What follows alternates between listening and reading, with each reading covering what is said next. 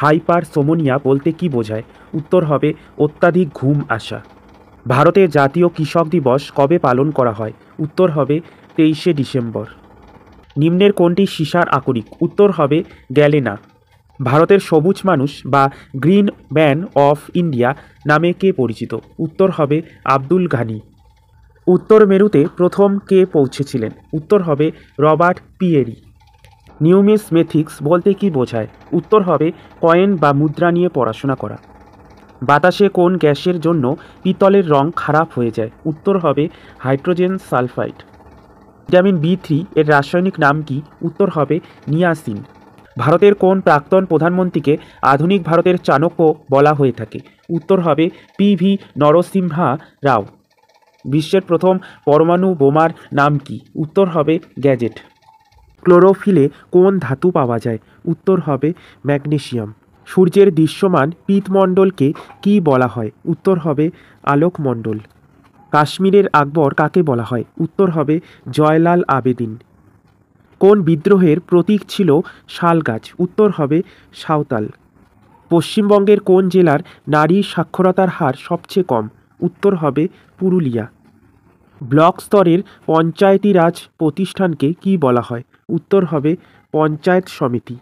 ভারতের সবচেয়ে শিল্পোন্নত রাজ্য কোনটি? উত্তর হবে মহারাষ্ট্র। মুদ্রাস্ফীতির ফলে কে বেশি লাভবান হয়? উত্তর হবে ঋণ গৃহীতা। কাশিরাম কার পরামর্শদাতা ছিলেন?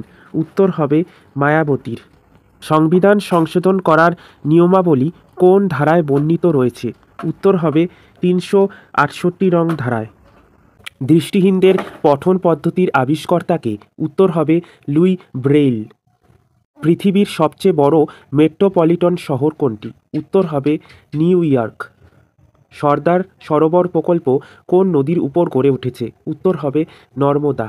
ভিভা কয়লা ও ঘাটপ্রভা কোন নদীর উপনদী? উত্তর হবে কৃষ্ণা। রোভাস কাপ কোন খেলার সঙ্গে যুক্ত?